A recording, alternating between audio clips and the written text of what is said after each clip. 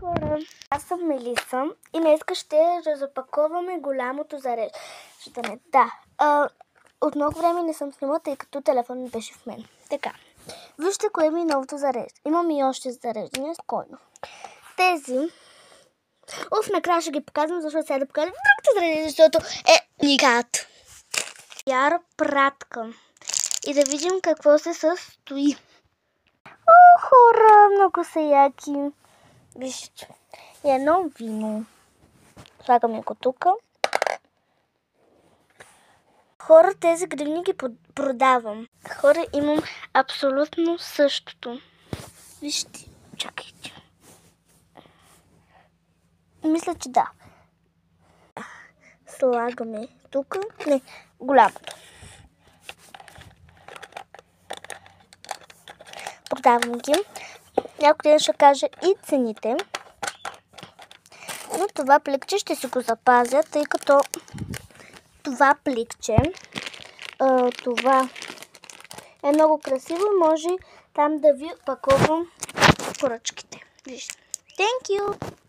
Хора, докъде съм стигнала, защото имаш много прекъсвания, но за вас се върнах преди една секунда. Така, хора, прекъсването беше, че така се тая. Така, добре.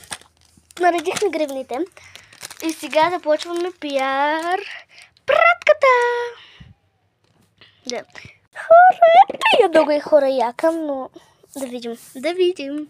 Така, хора, отваряме. Това е много малка пиар пратчица. Много сме много големи, но се тая. Хора, вижте каква красотя. И то е сладоледчета. Опа. Тук са моите неща, които не ги продавам. 2 макарони в кутийка. 3 маршмелота, които вече спокойно мога да си сложа тези разбъркани неща, висулки. Мога да си сложа маршмелото. Тук и вече стават 4 маршмелота. Но хора, яко. Ако някъде не стигнат, аз ще ги оправя. Гофретка или торчичка. Вече станаха 3 ягодки. 1 стикер, 2 лапи, една, но хора, знаете ли какво? Някои високи тук ще ги сложа. Ето вижте. Тези, например, тук ги слагам. Рибка в пликче. Горда. Такова, не знам какво. Последно 2 шоколад.